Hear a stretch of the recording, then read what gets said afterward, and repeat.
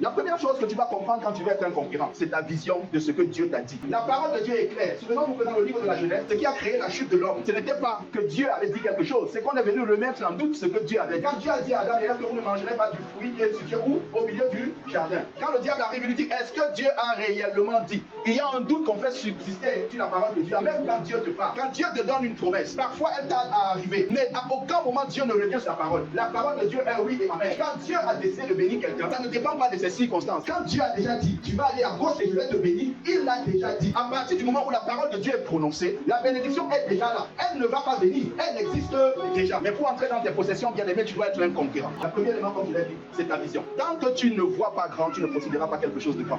Ta vision, c'est ta vie. Alléluia. Ta vision, c'est ta vie. Cette année, Dieu nous a dit que nous sommes couronnés pour régner. Et ça n'a rien à voir uniquement avec le côté spirituel. Parce qu'en tant que chrétien, la grosse erreur que nous faisons souvent, c'est de croire que la bénédiction de Dieu s'attache uniquement dans ce qui est spirituel. Quand Dieu veut bénir quelqu'un et quand Dieu te fait une promesse, il t'amène à traverser les étapes. Et au niveau de ta vie personnelle, il y a un changement qui se produit. Et c'est pour ça que tu dois changer ta pensée.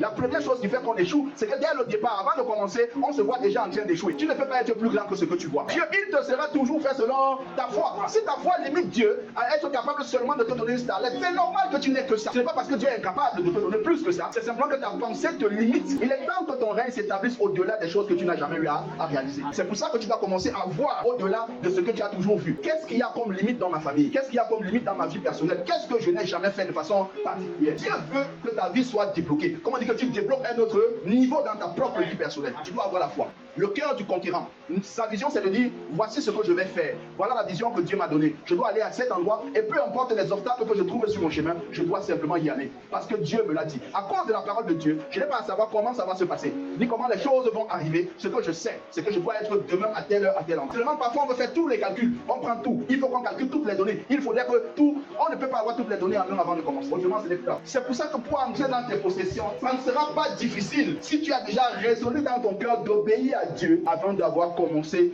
le chemin. Parfois Dieu ne te dira pas tout. Il va simplement voir jusqu'à quel point tu peux lui obéir. Et quand tu vas faire le premier pas, tu vas te rendre compte progressivement que toutes les autres opportunités vont s'ouvrir à toi.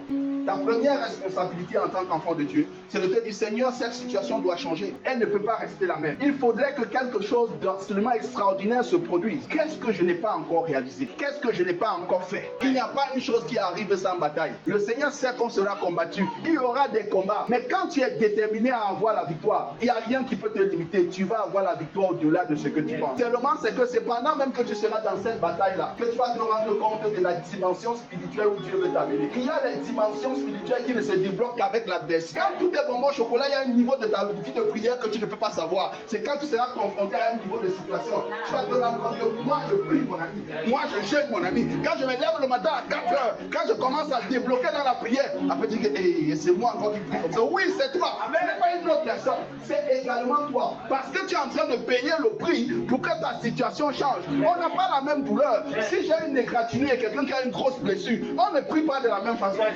La douleur n'est pas la même. Pour quelqu'un qui est longtemps, il n'a pas eu d'enfant. Ça fait 14 ans qu'il n'a pas eu d'enfant. Il ne prie pas comme toi qui dit que Seigneur, je veux l'argent pour nourrir mon bébé. Toi, tu as un problème de nourrir ton bébé. Lui, il a un problème d'avoir un enfant. Vous n'avez pas le même problème. Vous n'avez pas le même problème. Vous ne pouvez pas prier de la même façon. Donc, quand il y a un manque dans ta vie, tu payes le prix qu'il faut pour pouvoir y arriver. C'est pour ça que tu dois te lever et prophétiser.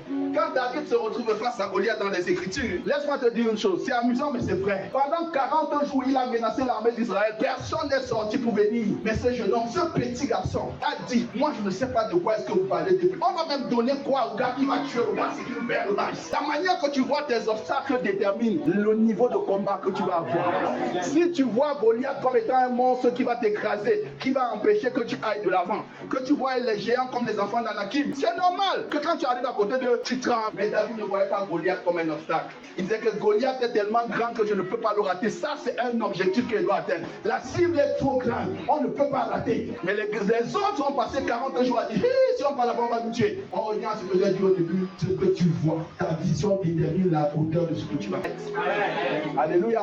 Il faudrait que tu te lèves, tu dis, ça doit s'arrêter. En tant qu'un conquérant, je dois aller conquérir ce territoire que j'ai abandonné depuis. Personne dans ma famille ne veut y aller. Moi, je m'en vais là-bas. Et avec la grâce grâce de Dieu, je vais conquérir ce territoire, je vais le soumettre, je vais le posséder. Et quand tu vas avec le courage, Dieu t'accompagne. Et tu dois prendre des risques. Prendre des risques, c'est sauter dans le vide sans trop savoir ce qui t'attend en bas. Mais en ayant confiance que tu as un Père puissant qui est capable d'empêcher que ton pied ne heurte contre le pied. Et quand tu avances, tu sais que Dieu sera avec toi.